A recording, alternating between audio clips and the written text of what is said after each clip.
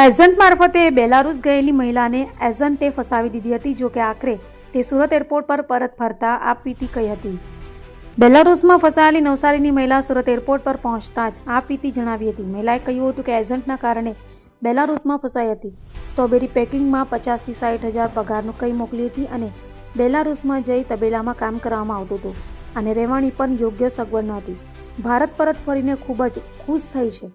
પરિવારને મદદ મળવા બેલારુસ નોકરી કરવા પસંદ કર્યું હતું. તો એજન્ટની લાલચમાં આવીને કોઈએ વિદેશ જવું નહીં. એજન્ટ જે કહેતા હોય છે તેની ચકાસણી કર્યા બાદ વિદેશ જવું જોઈએ. બેલારુસ સરકારમાં રજૂઆત કરતા તેમાંથી પણ કોઈ ખાસ મદદ મળી ન હતી.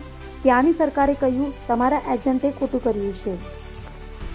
પહેલા જ મહિના હું જે તબેલામાં હતી ને ત્યારે મેં એ લોકોને કોન્ટેક્ટ કરતી હતી કે આ લોકો 3 ઇન્ડિયન છોકરા જતા રહ્યા મારા પાસે હતા. હું એકલી જ છું તો બી એ લોકો માનના નહીં ને કે અત્યારે બીજા આવશે કોઈ આવ્યા નહીં. તો બી મેં 7-8 દિવસ 5 દિવસ કામ કર્યું ને બીજા એમ રહી 2-3 દિવસ પછી એ લોકો રાજીનામું મૂકાયું. પછી મેં એમ કીધું કે ભાઈ મને પેલા વિપુલભાઈને કીધું કે તમારી પાસે મને બોલાવી લેવું નહીં તો બીજી જગ્યાએ બીજા છે એમની પાસે મને મોકલી આપો. કોઈ મને હરખો જવાબ નહીં આપતા હતા. પ્લસ મેં મિક્સમાં આવ્યો ને પછી મારા હાથે એ લોકો ગમે તેમ બોલવા લાગ્યા.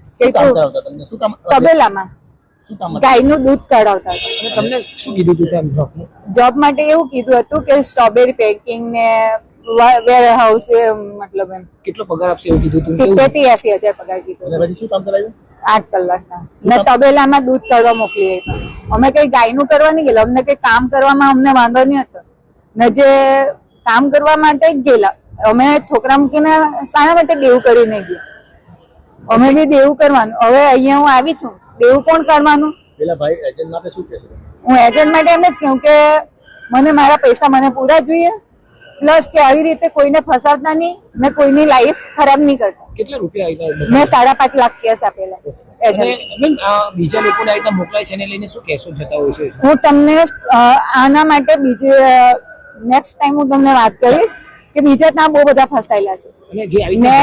બીજાએ મને હેલ્પ કરી. એ લોકોનું ખોટું એ લોકો નામ બી ખરાબ કરે છે મારા માટે. બીજાને શું સંદેશો આપશો જે આવી જાય છે ને ખોટું કરે? ના એજન્ટ લોકોનું કહેલું થોડું બી નહીં માનતા ને એ લોકો ફસાવીને મોકલશે પણ તમારી લાઈફ ત્યાં ખરાબ થઈ જશે.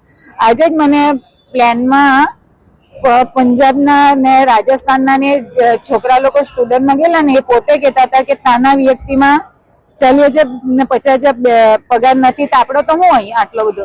એવી રીતે મને ગુડ કરીને લોકો મને આજે એ કરતા હતા. ત્યાંની સરકાર બી મને એમ કીધું કે તું સરસ છે છોકરી, તું આટલું ટસર કરીને રહી છે અને અહીંયાના મને ટચર કરતા છે. અહીંયાના જે એજન્ટ ને વિપુલભાઈ ને એ લોકો મને ખોટું ખરાબ બોલતા છે એમ કે તારી છોકરી તું તારી સમાજમાં શું બનાવશે, આમ છે તેમ છે એવું બધું મને આજે ફોન પર બી કહેતા હતા. એટલે આજે ખુશી કેટલી આવી ગઈ? હા ખુશી તો આવે ને. હું ઇન્ડિયા આવી છું તો મારા છોકરાને મળીશ, મારી ફેમિલીને મળીશ તો